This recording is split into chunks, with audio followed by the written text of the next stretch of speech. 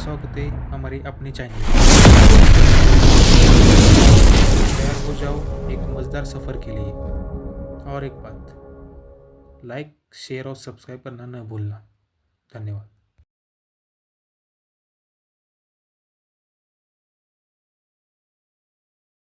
अरे मम्मी, ये audio novel सुनो तो लगेगा जैसे मैं शाहरुख का क्लोन हूँ, लेकिन आवाज़ ऐसी कि डीडीएलजे में डूब मर जाए। माइक, वो मेरा ससुराल जैसा हमेशा नो एंट्री सिग्नल देता। स्पॉन्सर, हाँ मेरी फ्रिज की टमाटर ही स्पॉन्सर सड़ते सड़ते रेडी हो जाते। मज़ा आया तो किताबें गले लगाओ, मतलब पढ़ो, वरना एआई बोलेगा भाई नरेशन मत कर, सलाद काट। ऑडियो कभी लता मंगेशकर जैसा, कभी मोर की चिड़ी। हेडफोन्स का स्लो, वरना पड़ोसी फ करेंगे और साउंड ट्रैक। अध्याय 50 वीवीआईपी खरीदारी क्षेत्र की दुकानदार की छोटी छोटी सोच। लक्ष्य चंद्रा ने सिर उठाया और मेहरा वाधवा की सावधानी से सजाई गई भौहों और आंखों से नजरें मिलीं। वह थोड़ा झुकी और एक उत्पाद ब्रोशर सौंपा, और उसकी नेकलाइन का हल्का दिखता लेस का किनारा लक्ष्य की नज़रों में आ गया। जैसे ही वह पास आए, उसने सावधानी से चुनी गई पुरुषाकर्षक इत्र की खुशबू हवा में फैलाए। महोदय, ये हमारा ब्रांड का नया सीमित संस्करण सीरीज है। उसने अपनी उंगलियों से ब्रोशर पर थपथपाया। विशेष रूप से यह हाईस्लिट्स कट, यह अच्छी फिगर वाली लड़कियों के लिए खास तौर पर उपयुक्त है। इन शब्दों में एक सूक्ष्म संकेत था।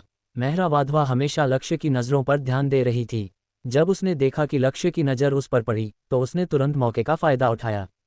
हमारे पास इसके साथ मेल खाने वाले लेस टॉप भी हैं महोदय, आप इन्हें देख सकते हैं। ये बयान त्रुटिहीन था, जो एक पेशेवर छवि बनाए रखता था और साथ ही एक उकसावे का संकेत भी देता था। अगर लक्ष्य ने पहल की तो यह उसका मौका होगा। अगर अस्वीकार कर दिया गया तो वह काम को बहाना बना सकती थी। लग्जरी स्टोर में 3 साल तक काम करने के बाद उसे बहुत अच्छे से पता था कि किस तरह का पुरुष पीछा करने लायक है। लक्ष्य का खरीदारी व्यवहार बहुत लुभावना था। ये वही किनारे पर जाने का अवसर था जिसका उसने हमेशा सपना देखा था। वह 26 साल की थी और इस बार उसने और जोखिम लेने का फैसला किया।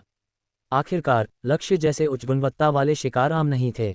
उसने बहुत सी सेल्स गर्ल्स को देखा था जो धनी प्रायोजकों को पकड़कर अपनी किस्मत बदल चुकी थीं, जो 8,000 रुपये की मासिक तनख्वाह वाली ऑफिस कर्मचारी से लग्जरी सामान ले जाने वाली धनी महिलाएं बन गई थीं। इसके अलावा भले ही वह लक्ष्य को हासिल न कर पाए, अगर वह उसका संपर्क विवरण ले ले तो वह उसके धनी दोस्तों के शकल से जुड़ सकती थी। लग्जरी स्टोर की सेल्सवुमन के रूप में वह जानती थी कि एक उच्च गुणवत्ता वाले ग्राहक के पीछे अक्सर रिश्तों का एक नेटवर्क होता है, जो उसकी व्यक्तिगत कनेक्शनों को खोलने की कुंजी भी है। उसका सबसे बड़ा हथियार उसकी शानदार फिगर थी। लक्ष्य ने उत्पाद ब्रोशर को लापरवाही से पलटा और सिर हिलाया। ये वाकई अच्छा है, लेकिन यह लावण्या चावला के लिए उपयुक्त नहीं था, बल्कि स्वाति वाधवा के लिए ज़्यादा उपयुक्त था। मेहरा वाधवा खुश हुई और तुरंत मौके का फ़ायदा उठाते हुए कहा, ये स्कर्ट इटालियन कपड़े से बनी है। दुनिया में केवल 50 पीस हैं और हमारी दुकान को केवल एक मिला है। वह रुकी, और उसके अगले शब्दों में एक सूक्ष्म संकेत था। ये वाला मेरे साइज की महिला के लिए बिल्कुल सही है। लक्ष्य ने ब्रोशर बंद किया और उसकी ओर देखा। मेहरा वाधवा ने तुरंत अपनी पीठ सीधी की, जिससे उसकी हिप्स कट द्वारा उभारी गई कर्व्स और स्पष्ट हो गईं। 26 साल की उम्र में उसका परिपक्व आकर्षण, सावधानी से सजाए गए घुंघराले बालों के साथ, वाकई उसे बहुत सारी संपत्ति देता था। लक्ष्य ने हाथ हिलाया और कहा, इसे स्वाति दीदी के लिए खरीद लो। खरीदो। मेहरा वाधवा के चेहरे पर खुशी का भाव आया, ये सोचकर कि लक्ष्य ने उसका संकेत समझ लिया। परिणामस्वरूप लक्ष्य ने सीधे कहा, इसे पैक कर दो। नहीं, यह विकास गलत है। क्या उसे मेरे लिए पहनने को नहीं कहना चाहिए था? क्या इसलिए कि मेरी बहन यहाँ है? इस सेट के कपड़े की कीमत 1,00,000 रुपये से ज़्यादा थी और इस महीने का प्रदर्शन स्थिर हो गया था। हालांकि वह बहुत खुश थी, लेकिन यह उसका लक्ष्य नहीं था। दरअसल उसने जल्दी से अपनी रणनीति बदली, हमारे पास अनुकूलित वीआईपी सेवाएं भी हैं। भविष्य में आप हमारी दुकान के ऐप पर लॉग इन कर सकते हैं और मुझे अपनी पसंद के कपड़े भेज सकते हैं। हम उन्हें आपके लिए ट्राई कर सकते हैं और फिर आपको तस्वीरें भेज सकते हैं। अगर आपको ज़रूरत हो तो हम उन्हें आपके दरवाजे तक भी पहुंचा सकते हैं। क्या ऐसी सेवा भी है? क्या यह अमीरों का कपड़े खरीदने का अनुभव है? कमबख्त पूंजीवाद। लक्ष्य को एक टीवी सीरियल का दृश्य याद आया जिसमें एक पुरुष एक अमीर महिला के घर जाकर फैशन शो करता था। इसने वाकई उसका विश्व दृष्टिकोण तोड़ दिया था। मेहरा वाधवा ने अपना फ़ोन निकाला और पूछा, क्या मैं आपका वीचैट जोड़ सकती हूँ? मैं आपको जानकारी भेज दूंगी। इस पल में वह अपने दिमाग में सोच रही थी कि अगर वह उसे वीचैट पर जोड़ लेती है तो वह आज रात उसे कुछ गंभीर तस्वीरें भेजेगी। हालांकि उसे लगा कि ऐसे युवा शायद सहमत नहीं होंगे, क्योंकि वे 20 साल के हैं, उन्हें बड़ी बहन के फायदे नहीं पता। ठीक है, लक्ष्य सहमत हो गया। वह ये कैसे नहीं देख सकता था कि यह महिला क्या करने की कोशिश कर रही थी। लेकिन क्या उसे परवाह थी? जब तक दूसरा पक्ष उसके लिए कार्य पूरा कर सकता था, उसे धन्यवाद देना था। आखिरकार आप बार में जाकर वहां की लड़कियों से यह उम्मीद नहीं कर सकते कि वे सभी पवित्र और शुद्ध हों। ये ज़्यादा सोचने की बात नहीं है, ये दिमाग में छेद होने की बात है। लक्ष्य का जवाब सुनकर मेहरा वाधवा पहले तो स्तब्ध रह गई और फिर उत्साह से तुरंत अपना मोबाइल निकालकर लक्ष्य का वीचैट जोड़ा। उसका वीचैट प्रोफाइल पिक्चर एक प्यारी बिल्ली थी, न कि कोई सेक्सी फोटो। ये वह चीज़ थी जिसके लिए उन्हें विशेष रूप से प्रशिक्षित किया गया था और पुरुषों को इस तरह के कंट्रास्ट का कोई प्रतिरोध नहीं होता। इससे ग्राहकों के साथ संवाद करने में बहुत सारी परेशानी बच जाती थी। मैं बस आपको स्कैन कर लूंगी। जब लक्ष्य कोड स्कैन कर रहा था, मेहरा वाधवा ने अपने दिमाग में अगले हमले की योजना जल्दी से बना ली थी। आज रात 11 बजे पहला मैसेज भेजूंगी, जब लोग सबसे ज़्यादा अकेला महसूस करते हैं। तस्वीर में वह पजामे में बिस्तर पर लेटी होगी। कल दोपहर को मैं गलती से एक फिटनेस फोटो भेज दूंगी और फिर जल्दी से वापस ले लूंगी। श्रीमान लक्ष्य, कृपया मेरे लिए रुकें, मैं सामान लेने जा रही हूँ। मेहरा वाधवा महंगी हाईस्लिट स्कर्ट और लेस टॉप के साथ कैशियर की ओर चली। कमाल है मेहरा, छोटी वाली दुकानकर्मी ने आंख मारी और कहा, तुम कमाल हो। वीचैट पर जोड़ा, तुम उड़ान भरने वाली हो। उसने पास ही खड़े लक्ष्य की ओर चुपके से देखा। वह इतना हैंडसम और इतना उदार है। इतना शानदार लड़का कितने समय बाद देखा है। फिर उसने नाखुशी से कहा, पिछली बार मैंने उस गंजे अंकल के साथ हुकअप किया था, उसने मुझे सिर्फ एक बैग दिया और 1 महीने तक उसके साथ रहना पड़ा। अरे, अगर ऐसा जवान हंक होता तो मैं 3 महीने तक उसके साथ रहने को तैयार थी। मुझे बहुत जलन हो रही है। मैंने पहले उसके साथ सो लिया होता। मेहरा वाधवा के होंठों पर मुस्कान और गहरी हो गई। उसने इतनी मेहनत क्यों की थी? क्या यह इस पल के लिए नहीं था? छोटी वाली दुकानकर्मी ने अचानक आह भरी। वो सुनहरे बालों वाली लड़की, मैं अचानक उसे समझने लगी। उससे जलन होने लगी और वैसी बनना चाहती हूँ। अगर मेरे पास ऐसा प्रायोजक होता तो मैं उसका अनुयायी बनने को तैयार थी। एक और सहकर्मी, घुंघराले बालों वाली दुकानकर्मी पास आए और उदासीनता से बोली, इस सेट की कीमत 1,68,000 रुपये है। इस हैंडसम लड़के ने आज तुम पर करीब 4 लाख रुपये खर्च किए होंगे, है ना? बस अच्छी किस्मत, मेहरा वाधवा ने हल्के से कहा।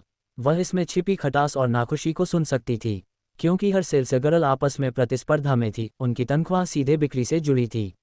मेहरा वाधवा की इस ऑर्डर से 4 लाख रुपये की बिक्री दूसरों की आधे महीने की मेहनत के बराबर थी।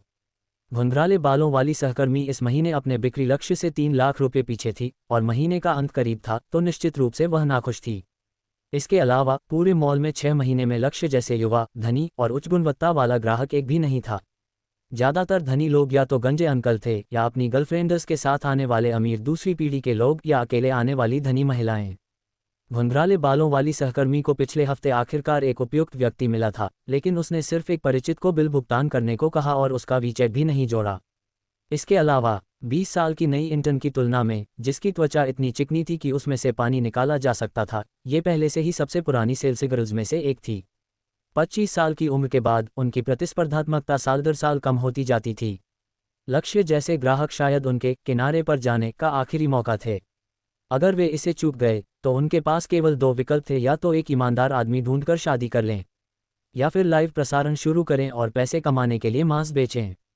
वह किसी के द्वारा रखवाली भी नहीं कर सकती थी। आखिरकार बड़े पुरुषों को भी 18 साल की लड़कियां पसंद हैं। घुंघराले बालों वाली दुकानकर्मी मेहरा वाधवा के हल्के शब्दों पर बहुत नाराज थी और वह ठंडा सा हंसकर चली गई। छोटी वाली दुकानकर्मी पास आए और बोली, मैंने सुना है कि अंजलि लाल उसे आज रात लाउंज में आमंत्रित कर रही है। तुम्हें पता है, उस तरह का निजी स्वाद चखना। मेहरा वाधवा स्तब्ध रह गई। अंजलि लाल मॉल में सुपरवाइजर थी, 40 साल की, अविवाहित और वाइन टेस्टिंग के नाम पर धनी पुरुषों को महिला साथी पेश करने की शौकीन थी। उसने सहमति दी। मेहरा वाधवा ने सुना था कि वह जगह अच्छी नहीं थी। अगर वह सहमत न हुई तो क्या कर सकती है? वह पहले से ही 27 साल की है। अरे, मैं तो सोच रही हूँ कि छोड़ दूँ और घर जाकर किसी से शादी कर लूँ। छोटी वाली दुकानकर्मी ने आह भरी। मेहरा वाधवा जानती थी कि यह असंभव था। उन नकली सामाजिक महिलाओं से लग्जरी सामान और उच्च स्तरीय जीवन की रोजाना बमबारी का सामना करते हुए उनका मन पहले ही बदल चुका था और सामान्य लोगों की सामान्य जिंदगी में लौटना उनके लिए असंभव था। अध्याय 51 जीवन के उद्धरण, दिमाग बढ़ाओ। लक्ष्य भैया, आपने मुझे वीचैट पर जोड़ा। लावण्या चावला अचानक लक्ष्य के पीछे से प्रकट हुई। लक्ष्य को देखा जाना थोड़ा शर्मिंदगी भरा लगा। अगले ही पल उसे एहसास हुआ, और मैं शर्मिंदा हुआ। मैं ही ऊपर होना चाहिए। लक्ष्य भैया चिंता न करें, मुझे जलन नहीं होगी। आखिरकार मेरी दीदी इतनी सुंदर और विचारशील हैं। उनके पास कई भाई होना सामान्य है जो उनकी देखभाल करें। मैं उनके मुकाबले कहाँ टिकती हूँ। इससे लक्ष्य हंस पड़ा। लावण्या के शब्द उदार लग रहे थे, लेकिन वास्तव में वे घृणित रणनीतियों से भरे थे। उसने कहा कि उसे जलन नहीं है और वह पीछे हटने की कोशिश कर रही थी। वास्तव में वह लक्ष्य को संकेत दे रही थी कि मुझे पता है कि तुम्हारा दूसरी महिलाओं के साथ चक्कर चल रहा है, लेकिन मैं उदार हूं और मुझे परवाह नहीं है। साथ ही सतह पर वह मेहरा वाधवा की तारीफ कर रही थी कि उसकी दीदी इतनी सुंदर है, लेकिन वास्तव में वह इस बात पर जोर दे रही थी कि वह उम्र में बड़ी है। अगला वाक्य, उनके पास कई भाई हैं जो उनकी देखभाल करते हैं, और भी क्रूर था, क्योंकि इसका मतलब था कि दूसरी महिला का निजी जीवन अस्त-व्यस्त है। आखिरी वाक्य, मैं आपके मुकाबले कहाँ टिकती हूँ, लावण्या की सामान्य आत्मनिंदा थी, जो आसानी से लड़कों में अपराधबोध और सुरक्षा की इच्छा जगाती थी। तो इन कुछ छोटे वाक्यों को कम न समझें, वे वास्तव में लावण्या के वर्षों के अनुभव से जमा की गई रणनीतियों से भरे थे। ज्यादातर लोग ऐसा नहीं कर सकते। क्या लावण्या चावला मेहरा वाधवा के लिए परेशानी पैदा करने वाली थी? लक्ष्य दुकान में और रुकने की हिम्मत नहीं कर सका। बिल चुकाने के बाद उसने जल्दी से लावण्या को खींचकर बाहर निकाला। अगर वे और रुके तो उन्हें डर था कि झगड़ा हो जाएगा। अंदर और बाहर करीब 5 लाख रुपये खर्च हो गए और लक्ष्य का बटुआ तुरंत आधा खाली हो गया। लेकिन अगले ही पल बैंक खाते में पैसे आने की जानकारी मोबाइल पर आई। शंगनोंग बैंक आपके खाते में अंतिम नंबर 6666 के साथ 30,00,000 रुपये का ट्रांसफर हुआ और शेष राशि 10,24,52,888.00 रुपये है। गिनने की जरूरत नहीं, शेष राशि 1 अरब से ज़्यादा है। लक्ष्य अब अरबपति है। हालांकि करीब 10 करोड़ रुपये केवल स्वाति वाधवा पर खर्च किए जा सकते हैं या स्वाति वाधवा के माध्यम से खर्च किए जा सकते हैं। वास्तव में लक्ष्य अपने दम पर केवल 30 लाख से ज़्यादा खर्च कर सकता था। हालांकि इस खरीदारी यात्रा में 5 लाख रुपये खर्च हुए, सिस्टम ने केवल लावण्या पर खर्च किए गए 3 लाख रुपये की वापसी की। स्वाति दीदी के लिए खरीदी गई स्कर्ट अपने खर्चे पर खरीदी गई थी और कैशबैक के लिए पात्र नहीं थी। बेशक पैसा पारिवारिक निधि से आया था, लक्ष्य को कोई नुकसान नहीं हुआ, इसलिए 10 गुना कैशबैक के साथ भी अंतिम प्राप्त राशि केवल 30 लाख थी। 30 लाख से ज़्यादा कुछ लोगों के लिए ये ज़्यादा नहीं है, लेकिन इन 30 लाख को कम न समझें। एक द्वितीय श्रेणी के शहर में ये पैसा जीवन की अधिकांश समस्याओं को हल करने के लिए पर्याप्त है। कार खरीदें, घर खरीदें, शादी करें, इन प्रमुख मुद्दों के हल हो जाने के बाद जीवन का अधिकांश मिशन पूरा हो जाता है। 30 लाख देने वाली प्रायोजक माँ नाराज होकर मुंह फुलाए बैठी थी और नाखुश दिख रही थी। पैसे के लिए लक्ष्य को खुद को सांत्वना देनी पड़ी, ये सोचकर कि शायद कोई और अमीर व्यक्ति उसका मुआवजा देगा। क्या तुम्हें जलन हो रही है? नहीं, लावण्या ने मुंह बनाया। मैंने कसम खाई थी कि अगर मुझे ग्रीन टी बनना है तो मैं सबसे हरी चाय बनूंगी, लेकिन मेरे सामने ही धोखा दे दिया गया। यह मेरे पेशे का अपमान है। क्या इसमें भी तुलना है? लक्ष्य समझ गया। कोई आश्चर्य नहीं कि लावण्या नाराज थी। उसका मानना था कि उसने कभी किसी को धोखा नहीं दिया। देखो, आओ और देखो, पेशेवर नैतिकता क्या है, पेशेवरता क्या है। 360 पेशों में शीर्ष प्रतिभाएं हैं। लावण्या की कार्य नैतिकता के साथ वह अन्य पेशों में भी सफल हो सकती थी। आधे घंटे बाद लावण्या एक दर्जन शॉपिंग बैग लेकर मॉल से बाहर निकली, राहगीरों की ईर्ष्यापूर्ण नज़रों का आनंद लेते हुए। उसने जानबूझकर अपनी चाल धीमी की ताकि वे ईर्ष्यापूर्ण नज़रें थोड़ी देर और टिक सकें। मॉल से बाहर निकलें। लक्ष्य भैया, तुम्हें पता है कि अब क्या करना है? तुम इतने सीधे हो ना? लावण्या ने अपना फ़ोन निकाला और हिलाया।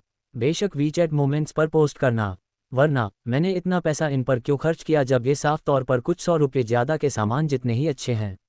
इंतजार न करते हुए लावण्या ने सभी शॉपिंग बैग को यंगवांग यू8 के सामने के हुड पर ढेर कर दिया, एक दिल का आकार बनाते हुए। लक्ष्य भैया, मेरी तस्वीर लो। उसने फ़ोन लक्ष्य को सौंपा और कार के सामने टेक लगाए। उसने अपनी ढीली सफ़ेद शर्ट को अपनी कमर में खोंसा, बाएं हाथ से कार का सामने का हिस्सा पकड़ा और दाहिना हाथ अपनी सफ़ेद चौड़े पैर वाली पैंट की जेब में डाला। दाहिना पैर थोड़ा आगे बढ़ाया ताकि डाई हाई हील्स फ्रेम में आ सकें। रुको, उसने अपनी नाक पर फिर से सनग्लासेस लगाए, कूल दिखने की कोशिश करते हुए। तस्वीरों में एक कैजुअल फील बनाना पड़ता है। इस कोण से तस्वीर लेने से पैर लंबे दिखते हैं। बैग का लोगो साफ नहीं दिख रहा। तुमने मेरी बहुत खराब तस्वीर ली। ये ठीक है। आधे घंटे बाद लावण्या ने अपनी सबसे संतुष्ट तस्वीरों को एक नौवर ग्रिड में जोड़ा। कैप्शन था, पापा द्वारा बिगाड़े जाने का एक दिन टिल्ड। खुश, बहुत खुश। उसके उत्साह को देखकर लक्ष्य ने सिर हिलाया। वह कल्पना नहीं कर सका कि इन चीज़ों में जो उसकी नज़र में बेकार थीं, दिखाने लायक क्या था। लेकिन जब उसने उनकी जगह खुद को रखकर सोचा, अगर आप बैग, कंगन, कपड़े और अन्य चीज़ों को ग्राफिक्स कार्ड, कारों और गेम से बदल दें तो सब कुछ समझ में आ जाता है। वह लंबे समय तक खुश रहता अगर वह किसी और से जिप्पो लाइटर छीन लेता। कार में बैठें और लावण्या को JBALPUR यूनिवर्सिटी वापस ले जाएं। लावण्या अपने फ़ोन को बार बार चेक करती रही और जल्द ही मैसेज रिमाइंडर बार बार बजने लगे। क्या ये यंगवांग U8 है? वह बैग डाय का है ना? लावण्या, तुम कमाल हो। तुम सफ़ेद शर्ट भी पहन लेती हो और उसे हाउट काउचर बना देती हो। क्षमा करें, शर्ट का ब्रांड क्या है? रुको, क्या ये सब डाय के हैं? हे भगवान, क्या तुमने डाय को खाली कर दिया? क्या वह छाया तुम्हारा बॉयफ्रेंड है? वह बहुत हैंडसम लगता है। लावण्या दीदी, क्या तुमने कोई अमीर पति पकड़ लिया?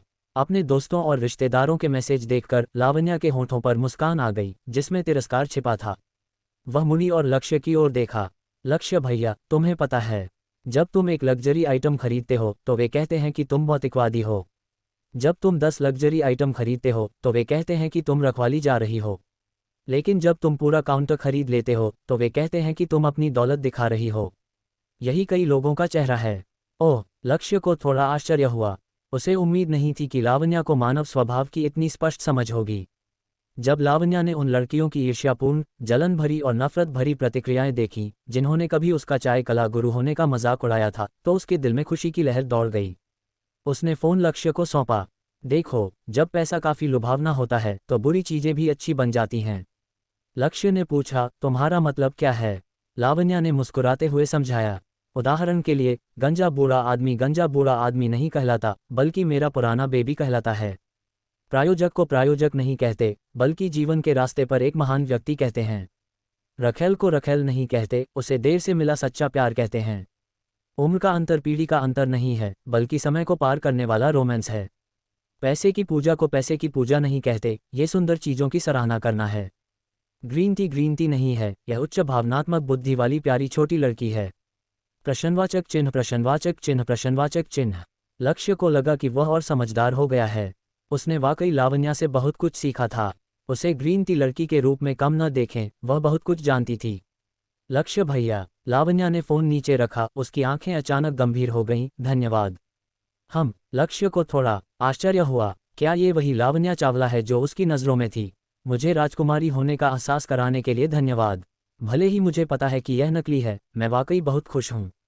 लावण्या को पीछा किए जाने का एहसास पसंद था, जैसे कि परियों की कहानी में सिंड्रेला को आखिरकार क्रिस्टल जूते पहनने का मौका मिला था। ये वह चीज़ थी जिसकी उसने बचपन से चाहत की थी लेकिन कभी हासिल नहीं की थी। उसके परिवार में लड़कों को लड़कियों से ज़्यादा तरजीह दी जाती थी और सारा प्यार उसके छोटे भाई को दिया जाता था। उसकी माँ की उससे एकमात्र अपेक्षा थी कि वह एक अमीर आदमी से शादी करे और परिवार को सहारा देने के लिए पैसा लाए। ये वह विचार था जो उसे बचपन से सिखाया गया था और यह उसकी वर्तमान स्थिति भी थी। लावण्या यही करती रही थी, लेकिन उसे कभी ऐसा लाड़ा प्यार नहीं मिला था। अचानक धन्यवाद सुनकर लक्ष्य ने उसे गंभीरता से देखा। उसे अचानक पता चला कि हमेशा अपनी अभिनय कला दिखाने वाली छोटी चावला में इस पल में उसकी आंखों में थोड़ी सी सच्चाई थी। वह ये नहीं बता सका कि यह सच्चा था या झूठा, और यह नहीं बता सका कि ये दूसरी पार्टी की सच्ची भावनाएं थीं या सिर्फ अभिनय। हालांकि उसने फिर भी कहा, धन्यवाद देने की जरूरत नहीं, हम दोनों ने एक दूसरे से जो चाहिए था वो लिया, हम एक दूसरे के कर्जदार नहीं हैं। ये वही था जो लक्ष्य वास्तव में सोचता था। लावण्या को वास्तव में उसे धन्यवाद देने की जरूरत नहीं थी, क्योंकि लावण्या के बिना वह 30 लाख नहीं पा सकता था। उसके बिना लावण्या कोई लाभ नहीं पा सकती थी। तो यह एक जीत जीत की स्थिति थी। लावण्या को जीत जीत का मतलब नहीं समझ में आया, लेकिन इससे उसे लक्ष्य को छेड़ने से नहीं रोका। वैसे मैंने उस मोमेंट्स में काजल, जया और दूसरों को छिपा दिया था। ये तो तुम्हें ही करना था। लक्ष्य बस उसकी तारीफ करने वाला था, लेकिन अगला वाक्य उसे लगभग गुस्सा कर गया। लेकिन अगर उन्होंने किसी और के वीचैट मोमेंट्स पर देख लिया तो यह मेरी गलती नहीं है। हाय, उसने जानबूझकर किया।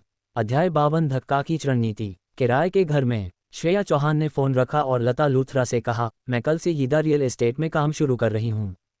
क्या तुमने नहीं कहा था कि अगले महीने से शुरू करोगी? लता लूथरा बिस्तर पर पैर चढ़ाए लेटी थी, फ़ोन ब्राउज कर रही थी और ऊपर देखकर पूछा, यीदा रियल एस्टेट में अस्थायी रूप से कर्मचारियों की कमी है। सुपरवाइजर ने कहा कि अगर अच्छा प्रदर्शन किया तो 1 महीने में पूर्णकालिक पद पर प्रमोशन मिल सकता है। श्रेया की आवाज़ सपाट थी, लेकिन उसकी आंखों में उम्मीद छिपी नहीं थी। काम पर जाना मतलब वह पैसा कमाना शुरू कर देगी, और पैसे के साथ वह उन कई विचारों को साकार कर सकती थी जो पहले उसके लिए मुश्किल थे। लता लूथरा ने होंठ बिचकाए।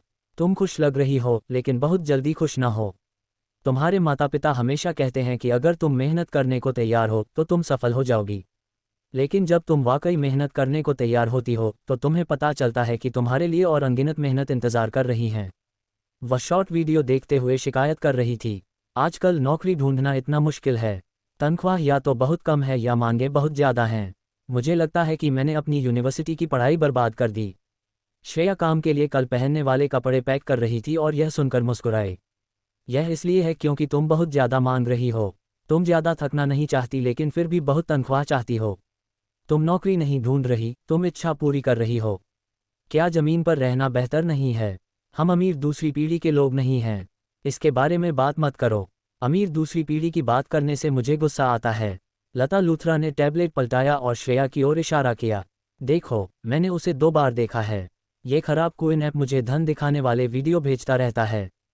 क्या तुम्हें लगता है कि मैं कभी अपने मन को शांत रख सकती हूँ? वीडियो में सुनहरे बालों वाली लड़की डायर स्टोर में खरीदारी कर रही थी। यह ऐसा लग रहा था जैसे वह सब्जी बाजार में खरीदारी कर रही हो। और भी गुस्सा दिलाने वाली बात यह थी कि लड़की ने वीडियो में 5 लाख रुपए का खरीदारी बिल भी पोस्ट किया था और अंत में नखरे वाली आवाज़ में कहा था, पापा के प्यार के लिए धन्यवाद। लता लूथरा इतनी नाराज थी कि यह उसे मार देने से भी ज़्यादा दर्दनाक था। क्यों? कुछ लोग रोम में पैदा होते हैं जबकि हम इतनी मेहनत करते हैं और एक भी लग्जरी आइटम नहीं खरीद सकते। लता लूथरा की आंखें लाल थीं और उसने फिर से टैबलेट को श्रेया के सामने धकेला। देखो, उसने जो कपड़े पहने हैं, मैं 2 साल की तनख्वाह से भी इन्हें नहीं खरीद सकती। ये दुनिया इतनी अन्यायपूर्ण है।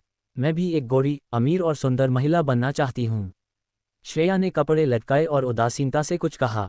वह वास्तव में खुश नहीं हो सकती, लेकिन सादगी वास्तव में बहुत अच्छी है। खुश? लता लूथरा अचानक खड़ी हो गई। अगर मेरे पास इतना पैसा होता तो मैं बहुत खुश होती। हम उससे कहाँ कम हैं? क्या ये सिर्फ इसलिए नहीं है कि उसका पारिवारिक पृष्ठभूमि अच्छा है और उसका पिता अच्छा है?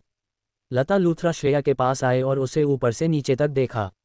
ईमानदारी से, तुम्हारे चेहरे के साथ तुम आसानी से एक धनी परिवार में शादी कर सकती हो। तुम्हें लक्ष्य चंद्रा की तलाश क्यों करनी पड़ रही है? वार्डरोब का दरवाज़ा चरमराहट के साथ बंद हुआ। श्रेया ने सिर हिलाया। मैं धनी पत्नी का जीवन नहीं जीना चाहती। जो मैं अपनी सुंदरता से हासिल करूंगी वह अंततः खो जाएगा। चलो ना। लता लूथरा इतनी नाराज थी कि उसके दांत खुजली कर रहे थे जब उसने देखा कि उसकी सबसे अच्छी दोस्त अभी भी हटी थी। तुम अभी सिर्फ अपराधबोध महसूस कर रही हो। भले ही लक्ष्य अंत में तुमसे प्यार करने लगे, तुमने खुद को उसके साथ रहने के लिए मजबूर किया। जब समय आएगा तुम्हें एहसास होगा कि बंधक, कार लोन, वित्त और जीवन की छोटी मोटी बातें, इनमें से कौन सी चीज़ तुम्हारे रिश्ते को तोड़ नहीं सकती। और इससे भी ज़्यादा, तुम्हारे पास प्यार की नींव भी नहीं है। श्रेया ने जो कर रही थी उसे रोक दिया। थोड़ी देर चुप रही और फिर धीरे से बोली, मुझे भी नहीं पता। मैं बस नहीं चाहती कि किसी का जीवन बर्बाद हो। मैं कम से कम उसे फिर से शुरू करने का मौका देना चाहती हूँ। तुम्हारा क्या? तुम्हारी जिंदगी का क्या? तुम चाहती हो कि लक्ष्य तुम्हें पसंद करे? तुम किस पर निर्भर करती हो? अगर तुम्हारी चेहरा मोहरा अलग है और कोई परवाह नहीं करता, क्या तुम्हें लगता है कि लक्ष्य तुम्हें पसंद कर सकता है? चाहे तुम्हें पसंद हो या ना हो, स्वीकार करो या न करो, पुरुष तुम्हारे पास तुम्हारी सूरत के कारण आते हैं। तुम्हें इंटर्न के रूप में 8,000 रुपये मिल रहे हैं और जिस तरह इंटरव्यूअर तुम्हें देखते हैं, क्या तुम्हें नहीं पता? मुझे पता है, अगर यह काम नहीं करता तो मैं छोड़ दूंगी। श्रेया को हमेशा अपनी सूरत के बारे में स्पष्ट समझ थी और जो सुहागरात कभी कम नहीं थे, उन्होंने हमेशा उसे यही बताया था। इसलिए उसने इसका खंडन नहीं किया। लेकिन सूरत उसका फ़ायदा थी, लेकिन यह उसका एकमात्र दांव नहीं था। उसकी सूरत जन्मजात थी और उसका उस पर कोई नियंत्रण नहीं था। लेकिन वह अपनी ज़िंदगी चुन सकती थी। अगर उसे कुछ करना पसंद नहीं था तो वह नहीं करती थी। अगर वह कुछ करना चाहती थी तो वह उसे अंत तक करती थी। तुम बस एक मूर्ख हो। क्या तुम्हें पता है कि तुम भगवान के दिए हुए उपहार को बर्बाद कर रही हो? भगवान ने तुम्हें इतना सुंदर चेहरा दिया ताकि तुम इसे बर्बाद कर दो।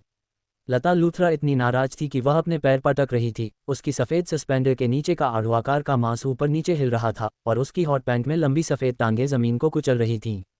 ठीक है, अगर तुम लक्ष्य का पीछा करना चाहती हो तो करो। तुम्हें बाद में पछतावा होगा। लता लूथरा ने कहा। टैबलेट पर निजी फोल्डर फिर से खोला। बिजी मत हो, इधर आ, दीदी तुम्हें अतिरिक्त पाठ पढ़ाएगी। मुझे नहीं चाहिए, ये बिल्कुल ट्यूशन नहीं है। श्रेया ने दृढ़ता से सिर हिलाया। लता लूथरा ने अपनी सबसे अच्छी दोस्त पर गुस्से से घूरा। तुम्हारे इस ठंडे लुक के साथ तुम अतिरिक्त कक्षाएं कैसे नहीं ले सकती? क्या तुम अभी भी चाहती हो कि लक्ष्य तुम्हें पसंद करे? लेकिन क्या मुझे प्यार में ये सीखना होगा? वरना तुम्हें क्यों लगता है कि मेरे पास इतने सारे चाटुकार हैं? क्या ये पढ़ाई का नतीजा नहीं है? बकवास बंद करो, पढ़ोगी या नहीं? श्रेया ने दृढ़ता से विरोध किया और सिर हिलाया। उसके दृढ़ रवैये को देखकर लता लूथरा ने तुरंत समझौता कर लिया। ठीक है, मेरे पास यहाँ लेवल 3 है। अगर तुम यह नहीं सीखती तो मैं तुम्हें छोड़ दूंगी। श्रेया ने एक पल के लिए हिचकिचाया और आखिरकार सिर हिलाया। ठीक है, बस यही बात है। मुझे अब तुम्हारी गलत सोच को सुधारना है। याद रखो, पुरुष अपने निचले शरीर से सोचने वाले जानवर हैं। इसी पल श्रेया का फोन अचानक बजा, जिसने लता लूथरा के अगले शब्दों को बाधित कर दिया। कॉलर आईडी पर कृति चौहान का नाम दिखा। श्रेया स्क्रीन को घूरती रही, उसकी भौहें अनायास सिकुड़ गईं। उसने अपनी बहन से कई दिनों से संपर्क नहीं किया था क्योंकि उनकी आखिरी मुलाकात अच्छी नहीं थी। ऐसा नहीं है कि वह नहीं चाहती थी, लेकिन वह वास्तव में अपनी बहन के स्नोबिश रवैये को स्वीकार नहीं कर सकती थी। बेहतर जीवन की तलाश में कोई गलती नहीं है, लेकिन कृतघ्न होना बहुत ज्यादा है। उसे अभी भी वह सबसे मुश्किल समय याद है जब उसके माता पिता दिवालिया हो गए थे। अगर लक्ष्य ने उसकी मदद नहीं की होती तो उसे नहीं पता कि उसकी बहन कॉलेज जा पाती या नहीं। लेकिन उसकी बहन का क्या? न केवल उसने कोई कृतज्ञता नहीं दिखाई, बल्कि वह ठंडी और निर्दयी थी। हालांकि श्रेया ने एक पल के लिए हिचकिचाया और फिर भी जवाब बटन दबा दिया।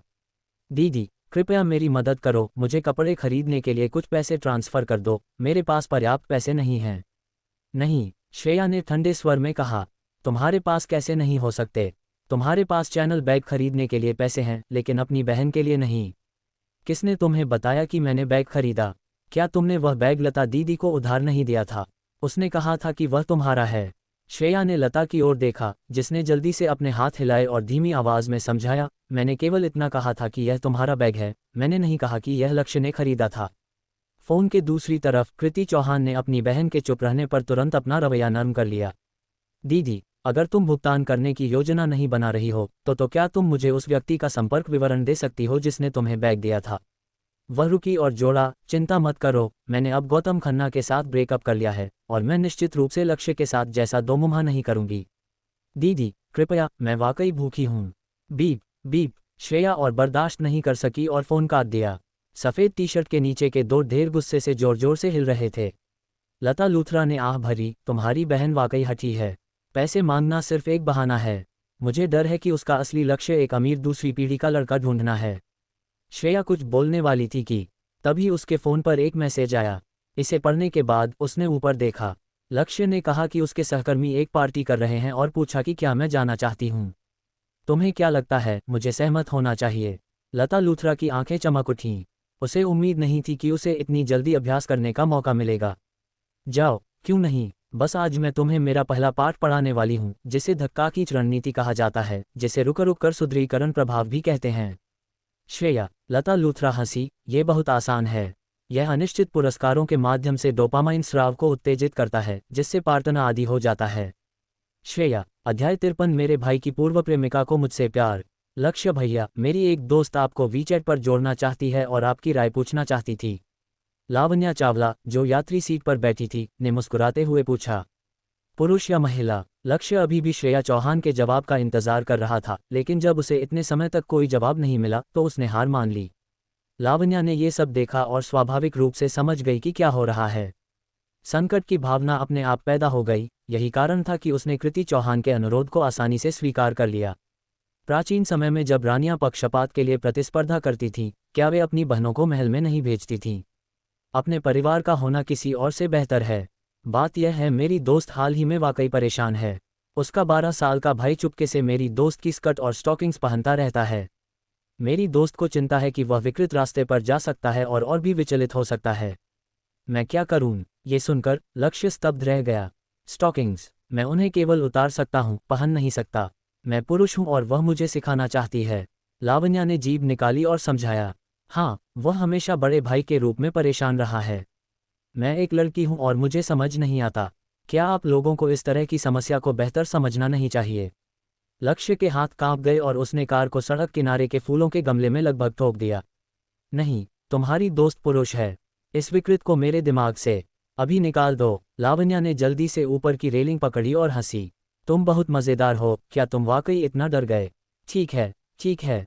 उसने लक्ष्य को आंख मारी और कहा, जो तुम्हें छेड़ रही थी वह एक लड़की है और बहुत सुंदर लड़की है। नहीं, लक्ष्य ने सिर फेर लिया। क्या तुम नाराज हो? पापा, नाराज मत हो। लावण्या ने अचानक अपनी सीट बेल्ट खोली और ड्राइवर की सीट की ओर झुकी। नए खरीदे गए परफ्यूम की हल्की आड़ू की खुशबू तुरंत लक्ष्य की नाक में घुस गई।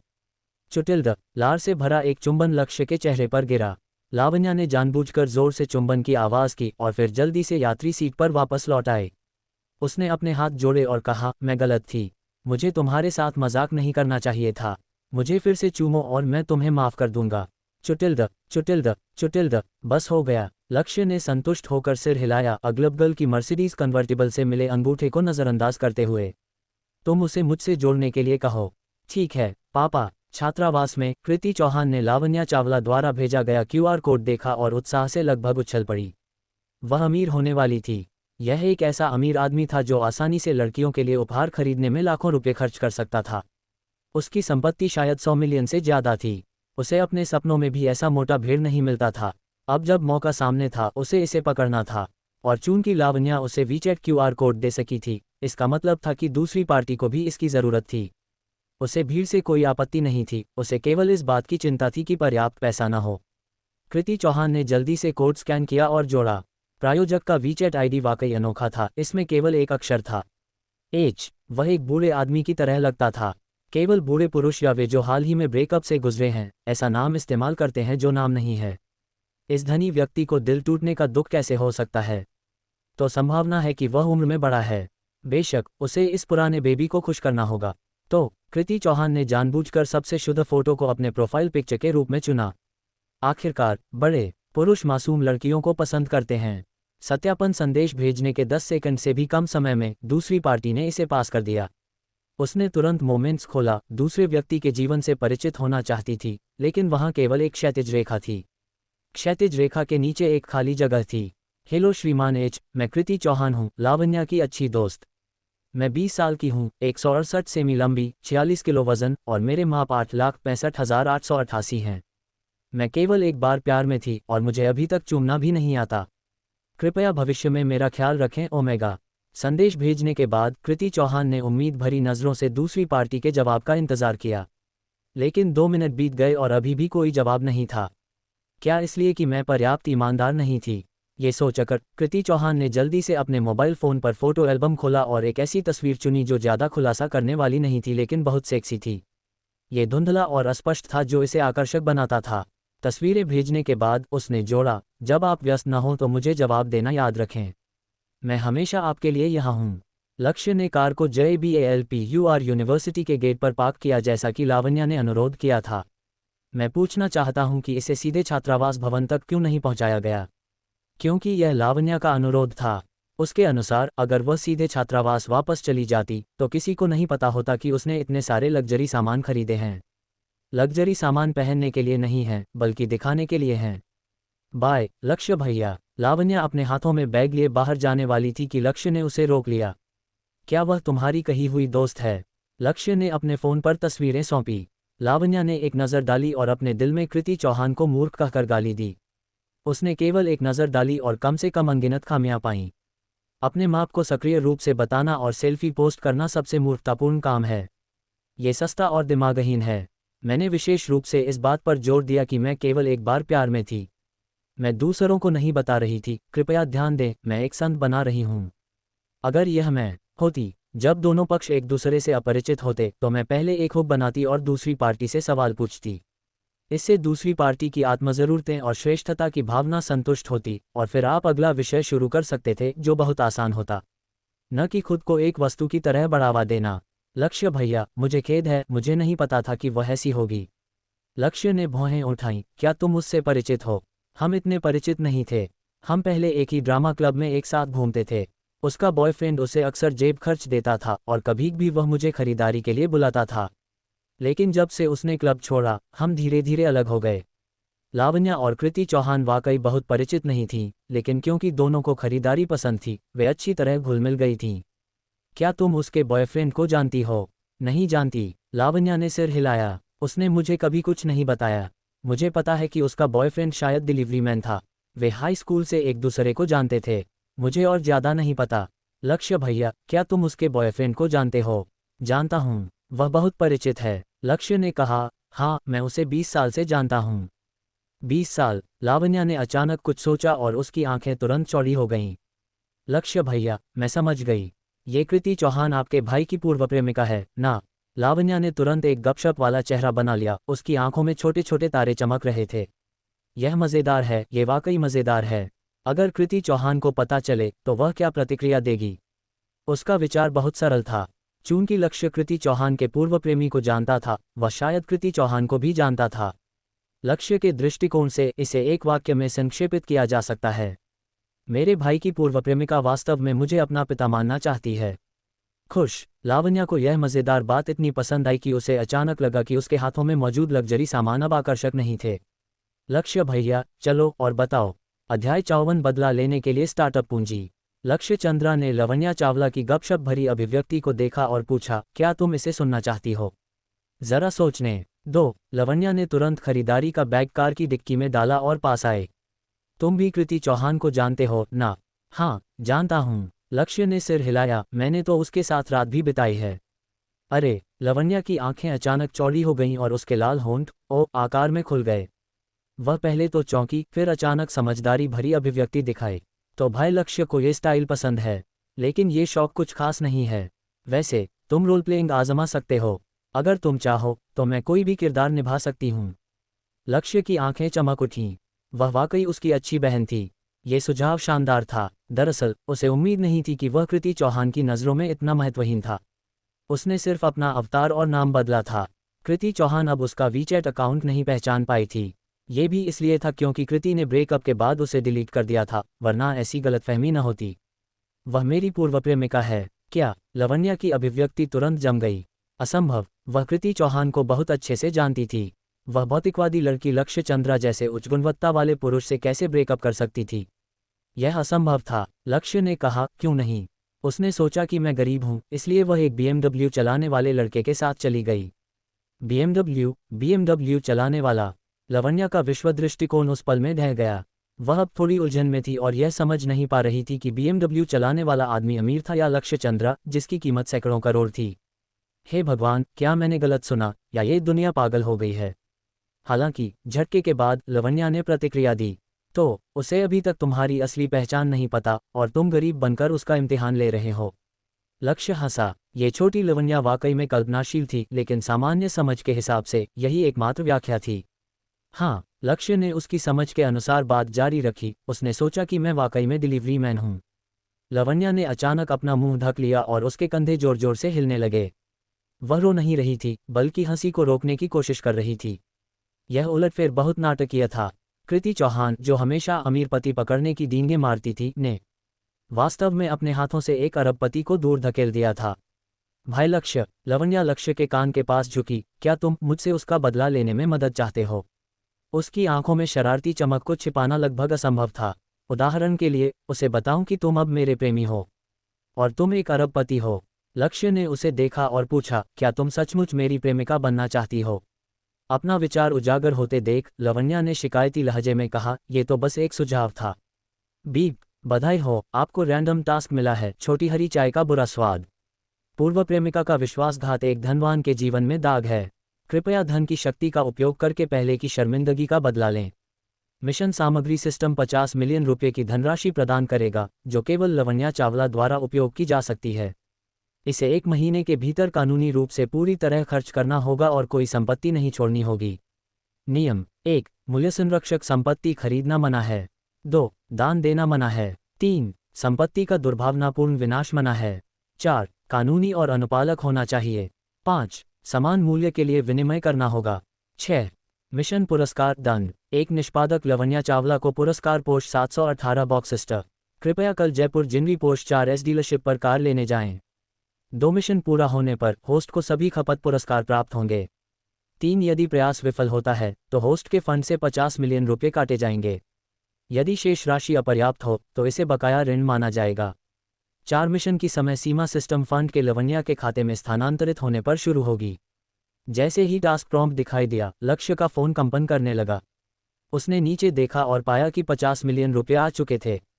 वाह, लक्ष्य ने एक गहरी सांस ली। सिस्टम पिता अपनी बहुओं के लिए वाकई उदार था। मुझे लगता है कि तुम्हारा सुझाव अच्छा है। लक्ष्य ने फोन रखा और अपनी थोड़ी सहलाते हुए कहा, जब तक मैं योजना को परिपूर्ण नहीं कर लेता तब तक तुम शुरू मत करना। वह अभी मिशन शुरू करने की योजना नहीं बना रहा था। वह ये समझना चाहता था कि इस पैसे का सबसे अच्छा उपयोग कैसे किया जाए। सचमुच, लवण्या की आंखें तुरंत चमक उठीं। भाई लक्ष्य, निश्चिंत रहो, मैं निश्चित रूप से एक अच्छी नायिका बनूंगी। अब वह पहले से ही कृति चौहान की टूटी हुई अभिव्यक्ति की कल्पना करने लगी थी जब उसे सच्चाई पता चलेगी। इस तरह का कथानक, जो वह पहले केवल मेलोड्रामेटिक ड्रामों में देख सकती थी, अब वह व्यक्तिगत रूप से निभा सकती थी। सिर्फ सोचने से ही वह उत्साहित हो रही थी। और जब तक वह लक्ष्य को खुश कर सकती थी, क्या उसे इनाम न मिलने का डर था? लवण्या चावला का दिमाग तेजी से हिसाब लगा रहा था। लक्ष्य ने अपने सामने की ड्रामा क्वीन को देखा और संतुष्टि से सिर हिलाया। वह वास्तव में लवण्या की ताकत पर विश्वास करता था। जैसा कि कहा जाता है, अपने और अपने दुश्मन को जानो और तुम हर युद्ध जीत लोगे। लवण्या और कृति एक ही प्रकार की हैं, लेकिन पहली वाला स्तर ऊंचा है, इसलिए उसके लिए दूसरी को नियंत्रित करना आसान है। इतना अच्छा सुझाव देने के लिए, तुम्हें पुरस्कृत करने के लिए, मैं स्वाभाविक रूप से तुम्हारे साथ अच्छा व्यवहार करूंगा। मैंने तुम्हारे लिए एक पोश ऑर्डर किया है। तुम कल जिनवी पोश 4S स्टोर जाकर इसे ले सकती हो। अरे! लवण्या स्तब्ध रह गई। पोश! वह इतनी हैरान थी कि उसका मुंह बंद नहीं हो रहा था। तुम्हें यकीन है? लक्ष्य को आत्मविश्वास से सिर हिलाते देख लवण्या ने अपने मन में खुद को थम्स अप दिया। लवण्या चावला, तुम बहुत शानदार हो। मुझे विश्वास नहीं हो रहा कि मुझे इतना प्यार करने वाला पिता मिला। इतनी खुशी। पोश चलाना हमेशा से उसका सपना था, लेकिन उसने कभी नहीं सोचा था कि कुछ शब्दों के साथ यह इतनी जल्दी साकार हो जाएगा। ये सब बहुत स्वप्निल था। वह विश्वास नहीं कर पा रही थी और उसने चुपके से अपनी जांघ को चिकोटी काटी। दर्द से पता चला कि यह सपना नहीं था। उसने मन ही मन कसम खाई कि यह दृश्य ऑस्कर से भी ज्यादा शानदार होगा। आखिरकार, उसके पिता की उदारता उसके जीवन भर की अभिनय कला को प्रसन्न करने के लायक थी। भाई लक्ष्य, धन्यवाद। लवण्या ने लक्ष्य को गले लगाया और उसे चूमना शुरू कर दिया, पास से गुजर रहे छात्रों की नजरों की परवाह किए बिना। लक्ष्य इस अचानक उत्साह से हक्का-बक्का रह गया और उसके गालों पर तुरंत कई लिपस्टिक के निशान बन गए। बस लिपस्टिक मेरे चेहरे पर लग गई। लवण्या ने सिर उठाया और एक ऐसा सवाल पूछा जिससे लक्ष्य का दिल तेजी से धड़कने लगा। भाई लक्ष्य, क्या तुम मुझे चाहते हो? लक्ष्य ने इतना पैसा उस पर खर्च किया था और भले ही उसने कुछ नहीं मांगा, वह नासमझ नहीं बन सकती थी। लक्ष्य एक पल के लिए स्तब्ध रह गया, फिर जोर से हंस पड़ा। तुम दिन भर क्या सोचती रहती हो? मैं ऐसा नहीं कर रहा। तो भाई लक्ष्य क्या चाहते हैं? बस बता दो, मैं कर सकती हूँ। लक्ष्य का लहजा अचानक बहुत गंभीर हो गया। याद रखो, मुझे तुम्हारी सच्चाई चाहिए, कोई सौदा नहीं। जब तुम सचमुच सोच लोगी कि तुम क्या चाहती हो, तब मुझसे ये सवाल फिर पूछना। लवण्या स्तब्ध रह गई। उसने सोचा था कि लक्ष्य भी बाकी पुरुषों की तरह है और सिर्फ उसकी जवानी और सुंदरता से आकर्षित है। लेकिन इस पल में उसे पहली बार सम्मान का अनुभव हुआ। भाई लक्ष्य, लवण्या की आवाज़ में हल्की सी रुकावट थी, क्या तुम्हें पता है कि तुम इस तरह वाकई बहुत खराब हो? एक पल के लिए माहौल गर्म हो गया। लवण्या का दिल अकस्मात तेजी से धड़कने लगा और उसे अचानक एहसास हुआ कि वह शायद वास्तव में लक्ष्य की ओर आकर्षित हो रही थी। ठीक है, हमें कल कार लेने जाना है। तुम पहले वापस जाओ, मुझे कुछ काम है। हाँ, अलविदा भाई लक्ष्य। लवण्या एक खुशहाल खरगोश की तरह थी, अपने खरीदारी बैग के साथ उछल कूद करते हुए हर कुछ कदम पर पीछे मुड़कर देखते हुए चली गई। वैसे भाई लक्ष्य, तुम्हारे सहकर्मी कल एक पार्टी कर रहे हैं। क्या मैं सचमुच नहीं जा सकती? कल इस बारे में बात करेंगे। इस बार लक्ष्य ने पूरी तरह इनकार नहीं किया। आखिरकार श्रेया चौहान ने अभी तक उसके मैसेज का जवाब नहीं दिया था। लवण्या के जाने के बाद लक्ष्य के पिछले दांत टूटने को थे। इतने प्रलोभन के सामने वह कैसे ललच नहीं सकता था, बस इसलिए क्योंकि उसे तारा को पढ़ाना था और अपने कदमों की संख्या बढ़ानी थी। समय पर्याप्त नहीं था, वह पूरी तरह व्यस्त था। तो जब उसके पास खाने का समय नहीं था, तो वह अपने स्नेह में कंजूसी क्यों करता? वैसे भी छोटी लवण्या उसकी हथेली से नहीं बच सकती थी। उसने तय कर लिया था कि वह इस परिवार के सदस्य नंबर 2 को ले लेगा। जल्द ही लक्ष्य ने कार को स्कूल के गेट पर पार्क किया, 1,60,000 रुपये की कीमत वाले कपड़े लिए और स्वाति वाधवा के घर की ओर चला। दरवाजे पर पहुंचा। आज दिखाए गए कदमों की संख्या केवल 6,000 थी, जो उसके द्वारा निर्धारित 30,000 कदमों से बहुत दूर थी। लक्ष्य 30,000 रुपये को सिर्फ इसलिए अनदेखा नहीं करता क्योंकि उसके कार्ड में अधिक पैसे थे। क्योंकि वह गरीब रहा था, वह इसकी कद्र करता था। उसने आकाश की ओर देखा और पाया कि शाम के 7 बज चुके थे। ट्यूशन खत्म करने के बाद उसे अभी भी कदम गिनने जाना था। काम खत्म करने के बाद शायद वह सुबह तक घर नहीं लौट पाएगा। हे भगवान, यह आसान नहीं है, हर दिन भाग दौड़ की तरह है। दरवाज़ा खटखटाया। जल्द ही गुलाबी रेशमी पजामा पहने स्वाति वाधवा ने दरवाज़ा खोला। प्यार की सैर के बाद उसकी त्वचा और आकृति और भी सुंदर और आकर्षक लग रही थी। लक्ष्य को घर में स्वागत करने के बाद उसने सिर बाहर निकाला और चोरों की तरह बाहर देखा। मुड़ते हुए उसने लक्ष्य को आधी मुस्कान के साथ देखा। स्वाति ने अपने कानों के पास के बालों को ठीक किया और लजाते हुए समझाया, पिछले 2 दिनों से मुझे लग रहा है कि कोई मुझे देख रहा है। मुझे शक है कि यह भारत पुरोहित द्वारा किराए पर लिया गया निजी जासूस है। लक्ष्य ने अपनी नाक छुई, अपने पूर्ववर्ती की सोच से थोड़ा उलझन में। हम तलाक लेने वाले हैं, वह अचानक मेरी परवाह क्यों करने लगा? वो, स्वाति ने शर्मीली और डरी हुई नज़रों से कहा, तारा सो चुकी है तो क्या हम? अध्याय 55 खाली कमरे की माँ की शिक्षाएं। लक्ष्य की नज़र स्वाति के गाल पर एक पल के लिए ठहरी। क्या हम पहले थोड़ा वाइन पिएं? स्वाति ने लक्ष्य की नज़रों से बचते हुए वाइन कैबिनेट की ओर चलना शुरू किया।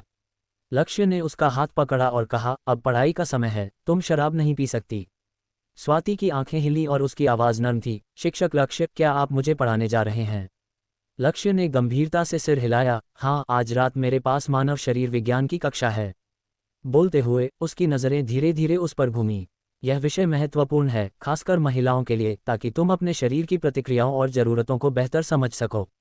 तो स्वाति ने अपने निचले होंठ को काटा, हमें कहाँ से शुरू करना चाहिए, शिक्षक? लक्ष्य की अभिव्यक्ति गंभीर थी। वह मेहनती और पढ़ाकू छात्र के लिए पैसे में कभी कंजूसी नहीं करता था। चूंकि स्वाति की नींव इतनी कमज़ोर है, हमें सबसे बुनियादी स्पर्श संवेदना से शुरू करना होगा। स्वाति ने सिर झुकाया, उसका चेहरा अपेक्षा से भरा था। तो शिक्षक को मुझे अच्छे से मार्गदर्शन करना होगा। मैं हमेशा से एक कमज़ोर छात्र रही हूँ। कोई बात नहीं। लक्ष्य 2 कदम आगे बढ़ा।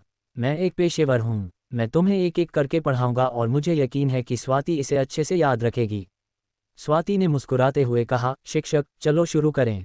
मैं पढ़ने के लिए और इंतज़ार नहीं कर सकती। वह 2 कदम पीछे हटी और अपने पैरों को क्रॉस करके सोफे पर बैठ गई।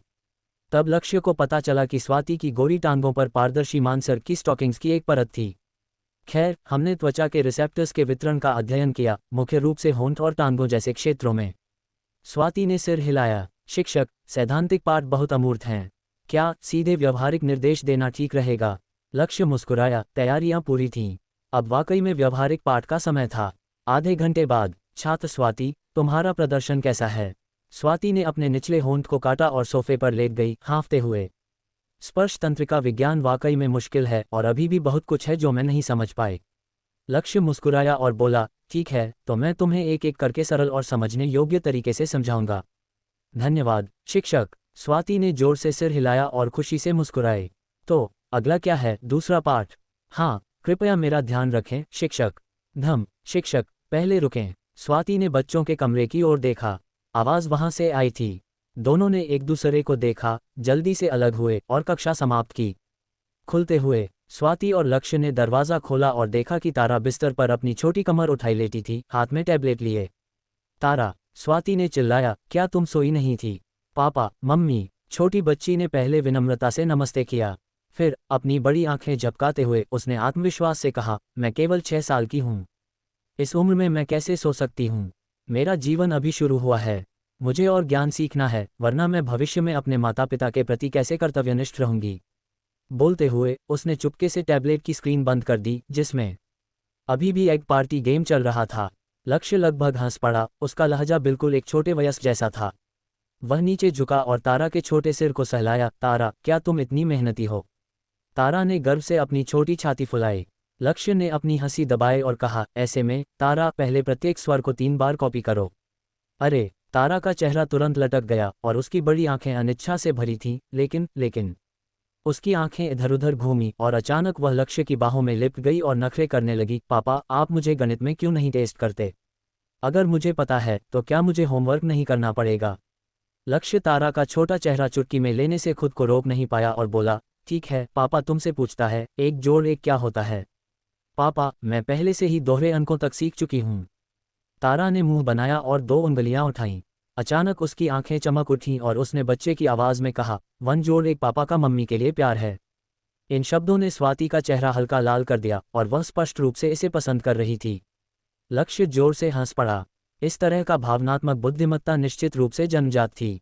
जब ये छोटी लड़की बड़ी होगी, वह निश्चित रूप से मासूम लड़कों के समूह को आसानी से नियंत्रित कर लेगी। तो पापा तुमसे आगे पूछता है, 1 जोड़ 2 क्या है? छोटी लड़की का गुलाबी चेहरा सिकुड़ गया, जैसे वह सोच रही हो, हम इसका मतलब है पापा मम्मी और शिक्षिका काजल से प्यार करते हैं। ये कहने के बाद उसने गर्व से अपना छोटा सिर हिलाया। लक्ष्य की मुस्कान उसके चेहरे पर तुरंत जम गई। स्वाति की आंखें भी बदल गईं। वह धीरे धीरे नीचे बैठी, उसकी आवाज़ डरावनी रूप से नर्म थी। तारा, मम्मी को बताओ कि पापा और शिक्षिका काजल के बीच क्या हुआ। प्रश्नवाचक चिन्ह प्रश्नवाचक चिन्ह प्रश्नवाचक चिन्ह। लक्ष्य ने अभी जो कहा था उसे वापस लेना चाहा। इस लड़की की भावनात्मक बुद्धिमत्ता किसी छोटे लड़के को नियंत्रित करने के लिए पर्याप्त नहीं थी। यह अपने पिता को धोखा देने के लिए इस्तेमाल हो रही थी। तारा को अभी तक मामले की गंभीरता का एहसास नहीं हुआ था। लक्ष्य ने गंभीर होने का नाटक किया और भौहें चढ़ाईं। तारा, सभी प्रारंभिक और अंतिम ध्वनियों को 5 बार लिखो अभी। तारा की अभिव्यक्ति तुरंत जम गई। उसने चुपके से अपनी मां को देखा, फिर आज्ञाकारी रूप से खड़ी हुई और अपनी डेस्क की ओर चली गई। वह पीछे मुड़कर मुंह बनाने से नहीं भूली। पापा बुरे हैं, मैं कल तुम्हें अपने भलू बिस्कुट नहीं खाने दूंगी। पफ। स्वाति जोर से हंस पड़ी। लक्ष्य भी हंसा, लेकिन स्वाति ने उसे घूरा और कमरे से बाहर खींच लिया। बताओ, तुम और शिक्षिका काजल के बीच क्या हुआ। दोनों ने एक दूसरे को देखा। क्या हुआ, मैं भी जानना चाहता हूं कि क्या हुआ। क्या आप समझा सकते हैं। नहीं, क्योंकि इस समय महिलाओं के लिए समझाना मतलब छिपाना है, और छिपाना मतलब कुछ गलत है। लक्ष्य को तुरंत पसीना आने लगा। अगर स्वाति नाराज हो गई और उसे ट्यूशन के लिए आने से मना कर दिया तो। अगले पल लक्ष्य ने अचानक अपनी छाती पकड़ी, 2 कदम पीछे लड़खड़ाया और उसके चेहरे पर उदासी की भावना उभरी। तो तुम्हारे दिल में मैं ऐसा इंसान हूं। स्वाति कैसे एक मासूम लड़के की दयनीय नज़र को सह सकती थी। लेकिन लक्ष्य ने उसे बोलने का मौका नहीं दिया। ऐसे में मैं बस चला जाता हूं। जैसे ही वह मुड़ा, उसने जानबूझकर खरीदारी के बैग से टकराया और उसमें से कपड़े बाहर गिर गए। स्वाति दीदी, ये तुम्हारे लिए मेरे द्वारा सावधानी से चुना गया उपहार है। मैंने कई दुकानों में जाकर इसे चुना। इसे अलविदा उपहार मान लो। अलविदा। वह पूरी तरह से अकेला पीठ का दृश्य स्वाति के दिल को अचानक कस गया। माहौल काफ़ी अच्छा बन गया था, न कि इसलिए कि लक्ष्य की अभिनय कला अच्छी थी, बल्कि इसलिए कि वह लवण्या की अभिव्यक्तियों और हावभाव को पूरी तरह कॉपी करने की कोशिश कर रहा था। भले ही लवण्या की कला केवल 3 अंकों की हो, ये वर्तमान स्थिति से निपटने के लिए पर्याप्त थी। रुको। स्वाति धोखा खा गई और जल्दी से उसकी कलाई पकड़ ली। मेरा मतलब वह नहीं था। लक्ष्य ने उसकी ओर पीठ की, उसके कंधे हल्के से कांप रहे थे। स्पष्टीकरण की ज़रूरत नहीं, मैं समझता हूं कि तुम्हारी नज़रों में मैं कभी भरोसेमंद नहीं हो सकता। नहीं। स्वाति इतनी चिंतित थी कि उसकी आवाज़ में आंसू थे। उसने उसे पीछे से कसकर गले लगाया। मैं तुम पर भरोसा करती हूँ, सचमुच। दिल टूट गया। उसे उसके लिए बहुत दुख हुआ। मैंने इतने मासूम लड़के को कैसे चोट पहुंचाई। स्वाति वाधवा, तुम एक बुरी औरत हो। लक्ष्य ने पीछे से आने वाली गर्मी को महसूस किया और उसके होंठों के कोने ऊपर उठे। सचमुच, मुझ पर भरोसा है। लवण्या के प्रदर्शन के अनुसार इस पल में उसकी आंखों में आंसू होने चाहिए थे। लक्ष्य ने कोशिश की, लेकिन ये बहुत मुश्किल था। सौभाग्य से स्वाति को ये बहुत पसंद आया। उसने जोर से सिर हिलाया और उसे और कसकर गले लगाया। मैं गलत थी, मत जाओ। असल में मुझे जलन नहीं हो रही। मैं अपनी स्थिति को बहुत अच्छे से जानती हूँ, लेकिन मैं खुद को पूछने से रोक नहीं पाई। उसने खूबसूरत खरीदारी बैग की ओर देखा। और मेरे जन्मदिन के उपहार के लिए धन्यवाद। मेरे माता पिता के अलावा तुम पहले व्यक्ति हो जिसने मेरा जन्मदिन याद रखा। लक्ष्य, कमाल, क्या जादुई विकास। क्या भगवान अब बूढ़े हो गए हैं। ये भी एक सहायता हो सकती है। जन्मदिन मुबारक। लक्ष्य मुड़ा, थोड़ा शर्मिंदा। मैं तुम्हें सरप्राइज़ देना चाहता था, लेकिन अंत में। नहीं, ये तुम्हारी गलती नहीं है, ये सब मेरी गलती है। मैं फिर कभी जलन नहीं करूंगी। स्वाति ने 2 उंगलियां उठाईं और छत की ओर कसम खाए। हाय लवण्या, धन्यवाद। आसान पकड़। लक्ष्य को आगामी film the domineering CEO falls in love with me की शूटिंग में और आत्मविश्वास मिला। 5 मिनट बाद तारा कुर्सी पर सो गई। खैर, एक भी शब्द नहीं लिखा। उसने धीरे से उसे बिस्तर पर उठाया और उसका छोटा पेट ढक दिया। बिजी पीरियड के बाद वह मुड़ा। स्वाति दीदी, तुम क्या कर रही हो। क्या यह अच्छा लग रहा है। स्वाति ने पहले से ही 1,60,000 रुपये की कीमत वाला शुद्ध इच्छा सूट पहन लिया था। एक युवा महिला की खुशबू सामने से टकराए। खास तौर पर स्वाति ने जानबूझकर पतली काली स्टॉकिंग्स और हाई हील्स पहनी थी। तारा सो गई है। तारा सचमुच सो गई है। एक बार तारा सो जाए, वह सुबह तक नहीं जागेगी। ठीक है, आखिरकार समझ में आया। वह मुझे पागलपन से संकेत दे रही थी। अध्याय 56 पोस्ट 718। रात के 9 बजे। अगर अब कदमों की संख्या नहीं बढ़ाई तो बहुत देर हो जाएगी। इसलिए समझने का नाटक करें। स्वाति चिंतित थी। क्या उसका संकेत पर्याप्त स्पष्ट नहीं था? लक्ष्य, मैं रेड वाइन पीना चाहती हूँ। हाँ, स्वाति वाधवा, तुम बहुत बकवास हो। सिर उठाकर स्वाति ने उत्सुकता से लक्ष्य की प्रतिक्रिया का इंतजार किया। स्वाति दीदी, क्या तुम कल मेरे साथ सहकर्मियों की पार्टी में चलोगी? जब आपको जवाब देने में मुश्किल सवाल का सामना करना पड़े, सबसे अच्छा तरीका है कि उस चीज से ध्यान हटाएं जो दूसरा पक्ष अधिक चाहता है, और यही लक्ष्य ने किया। जैसा कि उम्मीद थी, स्वाति की आंखें तुरंत चमक उठीं और उसने खुद की ओर इशारा किया। मैं तुम्हारे साथ सहकर्मियों की पार्टी में? लक्ष्य मुस्कुराया और बोला, हाँ, उन्होंने हमें परिवार वालों को लाने के लिए कहा था। मुझे नहीं पता था कि किसे बुलाऊं, इसलिए मैंने स्वाति दीदी से मदद मांग ली। स्वाति का दिल धड़क गया और उसकी उंगलियां अनजाने में उसकी स्कर्ट के किनारे को पकड़ लिया। परिवार वाले, ये दो शब्द उसके दिमाग में एक बिजली की तरह फटे, जिससे वह जंगली विचारों में डूब गई। क्या वह कुछ संकेत दे रहा है?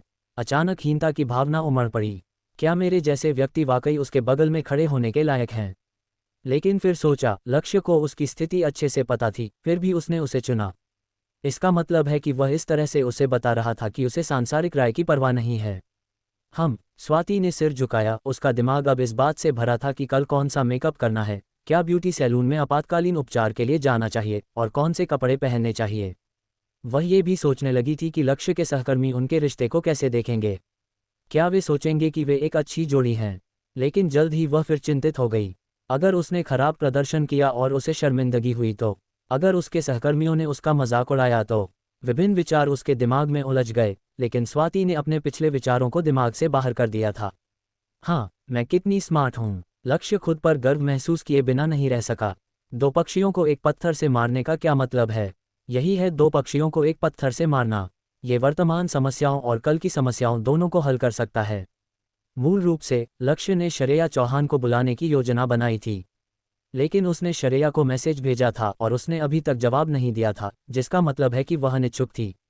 सीधे मना करना शायद मुश्किल था, इसलिए उसने बस अनदेखा करने का नाटक किया। लेकिन अगर बाकी सब अपने परिवार लाए और वह अकेला गया तो उसे बहुत सारा प्यार खाना पड़ता। इसलिए वह उम्मीदवारों पर विचार कर रहा था। बेशक सबसे अच्छी शालिनी जवेरी थी, लेकिन उसे अभी भी अपनी मां की देखभाल के लिए अस्पताल में रहना था, इसलिए शायद उसके पास समय नहीं था। लवन्या चावला के लिए वह जाना चाहती थी, लेकिन लक्ष्य उसे ले जाना नहीं चाहता था, क्योंकि डर था कि कुछ सहकर्मी नाखुश हो जाएं और इसे सहन न कर पाएं। अगर वह वापस जाकर अपनी प्रेमिका से ब्रेकअप कर लेता तो वह बड़ा पाप करता। अंत में केवल स्वाति वाधवा बची थी, लेकिन ये योजना नहीं थी, ये बस एक अचानक विचार था।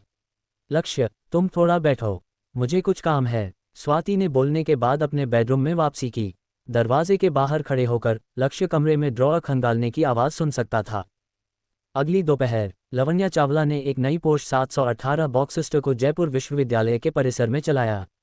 रसभरी गुलाबी रंग की पेंट धूप में चमक रही थी, 20 इंच के पहिए जमीन पर दबे थे और स्पोर्ट्स एग्जॉस्ट से कम गर्जना निकल रही थी, जिसने आसपास के छात्रों का ध्यान आकर्षित किया। वाह, 718, ये कौन सी अमीर लड़की है? मैं उसे जानता हूँ। लवन्या चावला, वह कैंपस ब्यूटी जो शालिनी जवेरी जितनी मशहूर है। कमाल है, एक और अच्छी गोभी को सुअर ने खा लिया। ईर्ष्या करने का क्या मतलब? ये घटना हमें बताती है कि अगर तुम्हारे पास पैसा है तो तुम्हारी प्रेमिका अभी भी बालवाड़ी में है। ये रंग कमाल का है, यहाँ तक कि मेरे जैसे लड़के को भी यह सेक्सी लगता है। शिक्षण भवन के नीचे आए। लाल कन्वर्टिबल टॉप धीरे धीरे नीचे आया। लवन्या, नए सनग्लासेस पहने, ने अपने लाल होठों को हल्के से ऊपर किया, अपनी उंगलियों से स्टीयरिंग व्हील को हल्के से थपथपाया और चारों ओर से आने वाली ईर्ष्यापूर्ण नज़रों का आनंद लिया। कैसी लगी? जब कुछ सहेलियां पास से गुजरी और देखा कि यह लवन्या थी, उनकी आंखें चौड़ी हो गईं और वे दौड़कर आईं। ये तुम्हारी कार है? हाय किंग किंग शियोलिन। लवन्या ने लापरवाही से अपने सनग्लासेस उतारे और स्टीयरिंग व्हील को थपथपाया। देखो कैसी है, मेरे प्रेमी ने मुझे दी है। बूम, ये वाक्य उनके दिमाग में एक बम की तरह फटा। प्रेमी? क्या वह वही है जिसे तुमने कल वीचैट पर पोस्ट किया था? हाँ, उसने सोचा कि मुझे टैक्सी बुलाना बहुत परेशानी भरा है, इसलिए उसने मेरे लिए ये खरीद दी। ये कार 7-8 लाख की होगी ना? हाँ, यह 1 लाख से कम है, तो बहुत महंगी नहीं है। सुनो, क्या यह इंसानी भाषा है? इस समूह की लड़कियों को पता था कि लवन्या जानबूझकर अपनी दौलत दिखा रही थी। वे स्पष्ट रूप से जानती थीं कि वह शायद किसी के द्वारा रखी जा रही थी और प्रेमी कहना सिर्फ एक अच्छा तरीका था। लेकिन तो क्या, वे पोस्ट चलाती हैं लेकिन वे नहीं। वाह, मुझे भी ऐसा भाई चाहिए। कुछ लड़कियां ईर्ष्या और जलन से भरी थीं। लवण्या ने शान से कार का दरवाज़ा खोला, अपनी डायर चेन बैग को कंधे पर लटकाया, फ्लैट जूते उतारे और हाई हील्स पहन ली। वह एक फैशन मैगजीन से निकली सोशलाइट की तरह लग रही थी। चुचू, उनकी सहेली चेंग यूकिंग दौड़कर आए।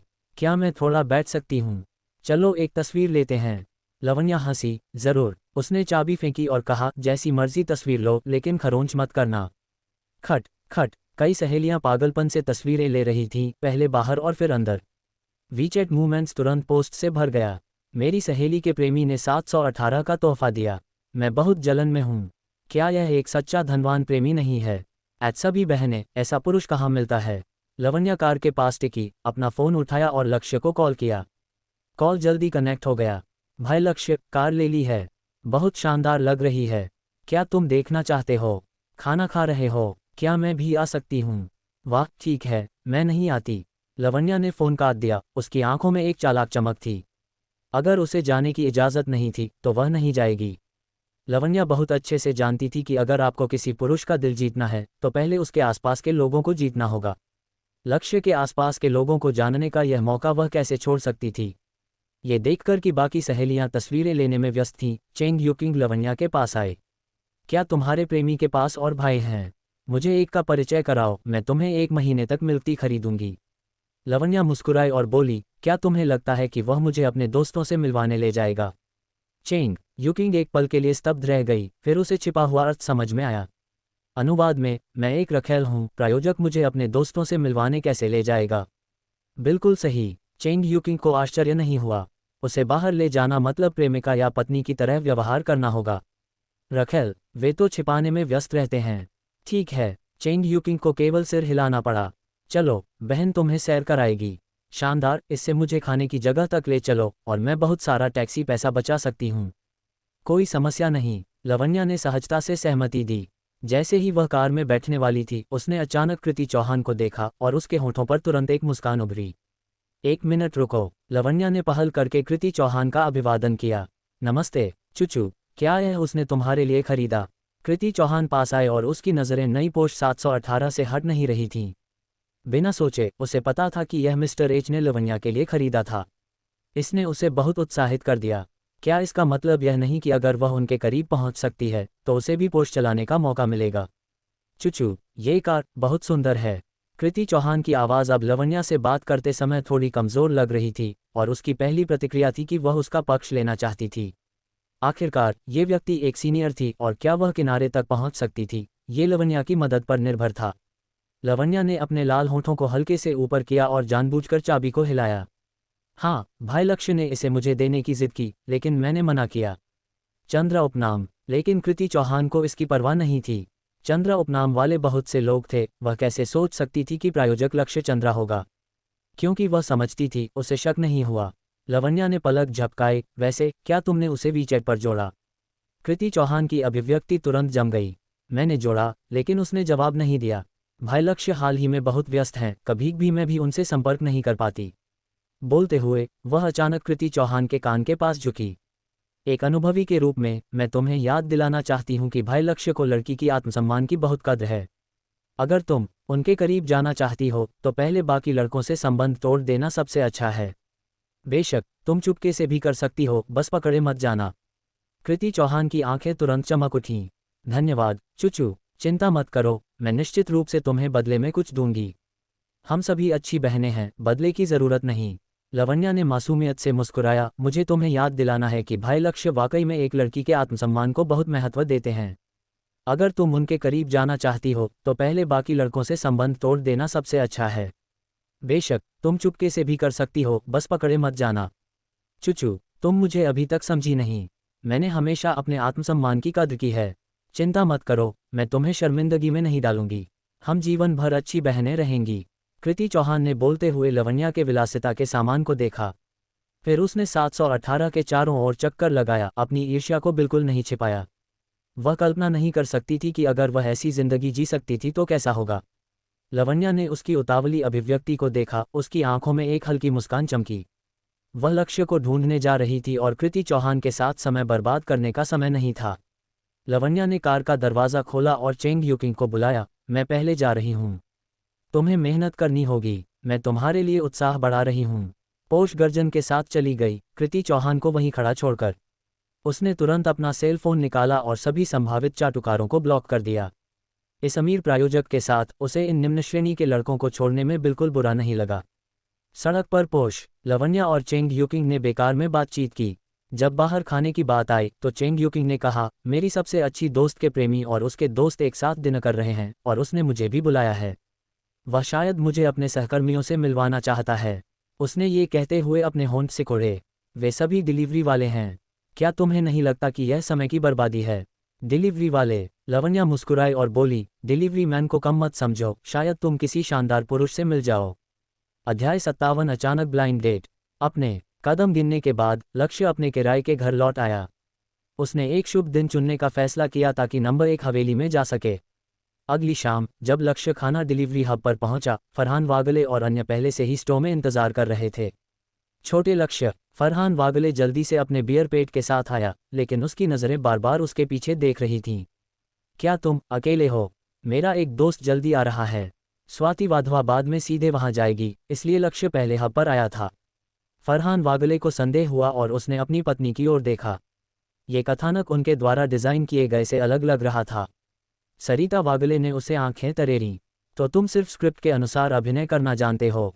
छोटे लक्ष्य, तुम्हारा दोस्त कौन है? क्या मैं उसे जानती हूँ? ये वह कैंपस ब्यूटी श्रेया चौहान तो नहीं ना? नहीं सरिता दीदी, मैं श्रेया चौहान से बहुत परिचित नहीं हूँ, इसलिए मैंने उसे नहीं बुलाया। मेरी एक और दोस्त आ रही है। अपने आत्मसम्मान को धिक्कार। जुबिन कुरैशी तुरंत आया। उसने लक्ष्य के कंधों पर बांह डाली और हंसते हुए कहा, बुरे लक्ष्य, क्या यह है कि कैंपस ब्यूटी श्रेया नहीं आना चाहती, या तुमने उसे बुलाया ही नहीं? ये लड़का लक्ष्य के साथ अच्छे रिश्ते में था और वह ऐसी चीजें उजागर करने की हिम्मत करता था जो दूसरों को नहीं। लक्ष्य ने उसे नाखुशी से घूरा, लेकिन वह नाराज नहीं था। भाइयों का आपस में मजाक करना सामान्य था। वह नहीं आना चाहती, ठीक है। लक्ष्य ने भी इनकार नहीं किया, बस शर्मिंदगी को स्वीकार कर लिया। सरिता को उससे प्यार था और उसने तुरंत लक्ष्य के लिए बात बनाई। वह जरूर व्यस्त होगी, वह हमेशा उपलब्ध नहीं हो सकती, तो हम अपने आप खा सकते हैं अगर कुछ नहीं है। विक्रम वाधवान ने अपने चश्मे को ठीक किया और धीरे से बुदबुदाया, मैंने कहा था कि यह असंभव है कि वह आए। वह बोल भी नहीं पाया था कि फरहान वागले ने उसे तेजी से घूरा, तुम अपने मुंह से बर्बाद हो। तुम्हारी प्रेमिका तुम्हें कैसे सहन करती है? विक्रम वाधवान ने अजीब ढंग से मुस्कुराया, उसकी प्रेमिका उससे कहीं अधिक सक्षम थी। ठीक है, सब लोग लगभग आ चुके हैं। अकाउंटेंट तान्या जल्दी आ रही हैं। चलो पहले चलते हैं। फरहान वागले ने ताली बजाए। जैसे ही समूह फूड स्टॉल की ओर चला, माहौल स्पष्ट रूप से सुस्त था। फरहान वागले आया और बोला, छोटे लक्ष्य, देखो आज मौसम कितना अच्छा है। लक्ष्य ने भावहीन ढंग से पूछा, फरहान भाई, क्या अब शाम है? हाँ, रात में है। पास खड़ी सरिता ने अपने पति की मूर्खतापूर्ण और प्यारी नज़र को देखा, गुस्सा और हंसी दोनों महसूस करते हुए। हाँ, रात बहुत अच्छी है, जुबिन कुरैशी ने जल्दी जवाब दिया। हम भाइयों के लिए एक ड्रिंक लेने का सही समय है। लक्ष्य अपनी हंसी दबाने की कोशिश कर रहा था, लेकिन इनकी भद्दी प्रस्तुति देखकर वह और नहीं रोक सका। ये लोग सभी अच्छे थे, लेकिन बोलने में थोड़े अनाड़ी थे। वह ठीक जानता था कि ये जोकर क्या सोच रहे थे। उन्हें लगा कि कैंपस ब्यूटी ने उसे ठुकरा दिया था और वह जबरदस्ती मुस्कुरा रहा था। वे उसे सांत्वना देना चाहते थे, लेकिन नहीं जानते थे कि कैसे। इसलिए ये शर्मनाक था। जब वे फूड स्टॉल पर पहुंचे, सरिता ने जानबूझकर कोने में एक सीट चुनी। यहाँ शांत है, बातचीत के लिए एकदम सही। टेबल खाली थी और कुछ लोगों ने अभी तक खाना ऑर्डर नहीं किया था। वे विक्रम वाधवान की प्रेमिका के आने का इंतजार कर रहे थे ताकि ऑर्डर करें। आखिरकार ये बुनियादी आतिथ्य था। फोन का जवाब देने के बाद विक्रम वाधवान अपनी प्रेमिका को लेने चला गया। सरिता ने पूछा, छोटे लक्ष्य, तुम्हारा दोस्त कब आएगा? लक्ष्य ने समय देखा और स्वाति वाधवा को एक मैसेज भेजा। जवाब मिलने के बाद लक्ष्य ने कहा, बस अभी, वह जल्दी बाहर होगी, हमें उसका इंतजार नहीं करना चाहिए, पहले खा लो। लक्ष्य को नहीं पता था कि इस समय स्वाति बिस्तर पर कपड़ों के साथ बहस कर रही थी।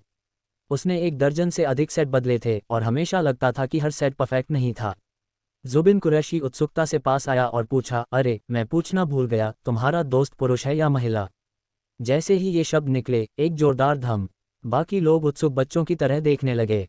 महिला? प्रेमिका? नहीं, क्या प्रेमिका बन सकती है? लक्ष्य ने सिर हिलाया, वह शायद नहीं हो सकता। दरअसल उसे नहीं पता था कि वह और स्वाति वाधवा का रिश्ता क्या था। स्वाति अगले कुछ दिनों में तलाक ले रही थी। तलाक के बाद उनके प्रेमी प्रेमिका बनने की संभावना नहीं थी और भविष्य में भी यह असंभव लगता था। ये कहना कि वह एक रखेल है उचित नहीं था। आखिरकार स्वाति उसके साथ पैसे के लिए नहीं थी। ये कहना कि वे सहयोद्धा थे भी सटीक नहीं था। इस जवाब को सुनकर सरिता ने चुपके से राहत की सांस ली। वह बहुत अच्छे से जानती थी कि विक्रम वाधवान ने अपनी प्रेमिका को अपनी सबसे अच्छी दोस्त को लाने के लिए विशेष रूप से व्यवस्था की थी ताकि लक्ष्य को किसी और से मिलवाया जाए। अगर लक्ष्य एक प्रेमिका लाता तो दृश्य अजीब हो जाता। छोटे लक्ष्य, विक्रम वाधवान की प्रेमिका जल्द ही अपनी सबसे अच्छी दोस्त के साथ आ रही है। तुम्हें उनके साथ अच्छे से बात करनी चाहिए। अगर यह काम कर गया तो सबसे अच्छा होगा। सरिता उम्र में बड़ी थी, 30 की उम्र में, और हमेशा लक्ष्य को अपने छोटे भाई की तरह मानती थी। उसने देखा था कि लक्ष्य इन सालों में कैसे जीवित रहा था। अब वह दिल से चाहती थी कि उसका भाई, जिसने कभी अच्छा जीवन नहीं जिया, एक अच्छा घर बसा ले। मेरी ब्लाइंड डेट। लक्ष्य हैरान देखा। फरहान वागले ने सोचा कि लक्ष्य को अभी भी श्रेया चौहान के लिए भावनाएं थीं, और आखिरकार वह दिल से बोलने से खुद को रोक नहीं पाया। छोटे लक्ष्य, मुझे तुमसे दिल की बात कहनी है। वह तथाकथित कैंपस ब्यूटी हमारी दुनिया की नहीं है। हम सभी साधारण लोग हैं, न तो पैसा है न शक्ति। साफ शब्दों में, हम उनके लायक नहीं हैं। मैं तुम्हें चेहरे पर तमाचा मारने की कोशिश नहीं कर रहा। देखो, हम लोग हर दिन हवा और बारिश में काम करते हैं, लेकिन महीने में कमाई इतनी नहीं होती कि कैंपस ब्यूटी एक बैग खरीद सके। तुम्हें जीवन में अधिक व्यवहारिक होना होगा। देखो, अकाउंटेंट तान्या कितनी अच्छी है। वह तुम्हारे बारे में सब कुछ जानती है। वह लड़की तान्या त्रिवेदी साधारण जीवन जीने वाली नहीं है। बकवास मत करो। सरिता ने फरहान वागले के कंधे पर थपथपाया और बोली, चलो देखते हैं कि छोटे विक्रम की प्रेमिका की सबसे अच्छी दोस्त कैसी है। लक्ष्य लगभग हंसी नहीं रोक पाया। वाह, उन्होंने उसके लिए एक विकल्प भी व्यवस्थित कर दिया। ये दो बड़े भाई बहन वाकई उसके जीवन भर के मामलों के लिए चिंतित थे। क्या वह मना कर सकता था? नहीं, मैं समझता हूँ सरिता दीदी। मैं बाद में निश्चित रूप से अच्छा प्रदर्शन करूंगा। मैं तुमसे बेमतलब अभिनय करने के लिए नहीं कह रही। सरिता ने गंभीरता से कहा, मैं चाहती हूं कि तुम व्यक्ति को स्पष्ट रूप से देखो। अगर तुम्हें वह पसंद नहीं है तो खुद को मजबूर मत करो। प्यार में सबसे महत्वपूर्ण है आपसी स्नेह। सरिता चाहती थी कि कोई आने से पहले लक्ष्य को सब कुछ समझा दे। चूंकि विक्रम वाधवान की प्रेमिका एक अच्छे परिवार से आती है, उसकी सबसे अच्छी दोस्त की स्थिति भी बहुत खराब नहीं होगी। अगर लक्ष्य को कोई पसंद आ गया लेकिन वह हीन भावना के कारण अपने प्यार का इजहार करने की हिम्मत नहीं कर पाया, तो क्या वह व्यर्थ में एक मौका नहीं चूक जाएगा? लक्ष्य ने सरिता की चिंतित आंखों को देखा और उसके दिल में एक गर्म भावना उमड़ी। इस अजनबी शहर में उसका कितना सौभाग्य था कि उसे कोई मिला जो वास्तव में उसकी परवाह करता था। अरे, सरिता ने अचानक अपने माथे को पकड़ा और तब उसे एहसास हुआ कि लक्ष्य अभी भी पीली डिलीवरी यूनिफॉर्म पहने हुए था। मुझे दोष दो, मुझे दोष दो, मुझे पहले तुम्हें बताना चाहिए था ताकि तुम तैयार हो सकते। सरिता को खेद हुआ, वह ये कैसे भूल गई? कोई बात नहीं, लक्ष्य को बिल्कुल परवाह नहीं थी। उसने पिछले कुछ दिनों में बहुत सारे हाई एंड कपड़े खरीदे थे, लेकिन वह अभी भी अपनी डिलीवरी यूनिफॉर्म पहने हुए था। इसका कारण ये था कि वह उनके सामने अपनी दौलत नहीं दिखाना चाहता था। ये बहुत उबाऊ होता। सरिता दीदी, मैं ऐसे ही ठीक हूँ। लक्ष्य मुस्कुराया और बोला, अगर दूसरा पक्ष इसे पसंद नहीं करता तो इसका मतलब है कि हमारा भाग्य नहीं है। इंटरनेट पर एक कहावत नहीं है, अगर तुम किसी को पसंद करते हो तो तुम्हें उसका असली स्वरूप पसंद करना चाहिए। तुम ही ऐसा कह सकते हो। सरिता की भौहें थोड़ी ढीली हुईं और वह मदद नहीं कर सकी, लेकिन लक्ष्य को और कुछ बार देखा। उसने अचानक पाया कि लक्ष्य अब पहले की तुलना में बहुत अधिक सुंदर लग रहा था और बहुत अधिक शांत और आत्मविश्वास भरा हो गया था। हालांकि लक्ष्य पहले भी मजाक करता था, सरिता हमेशा उसके शब्दों में छिपी सावधानी को महसूस कर सकती थी। जैसे एक बच्चा जो गलत बोलने से डरता हो। वह हीनता की भावना जो उनकी हड्डियों में समाई थी, वह विशेषता थी जो अनाथालय में पले बढ़े कई बच्चों में कुछ हद तक थी। वे हमेशा लोगों के हाव भाव देखने और बर्फ पर चलने की आदत में रहते हैं। सरिता इसे समझ सकती थी। आखिरकार अनाथालय से निकले बच्चे अपने माता पिता की सुरक्षा के बिना बड़े होते हैं। सौभाग्य से लक्ष्य अब बहुत अधिक धूप और खुशहाल लग रहा था। शायद हमें कृति चौहान को धन्यवाद देना चाहिए कि उसने लक्ष्य को जगा दिया। जैसे ही सरिता दिवास्वप्न देख रही थी, विक्रम वाधवान पहले से ही फूड स्टॉल में चलकर आ चुका था। उसके पीछे 2 लड़कियां थीं। वीडियो देखने के लिए ढेर सारा शुक्रिया। आप लोग रॉक स्टार हो। अगर पसंद आई तो लाइक, शेयर और सब्सक्राइब कर दो, मेरे लिए ये बहुत मायने रखता है। अगले वीडियो में मिलते हैं।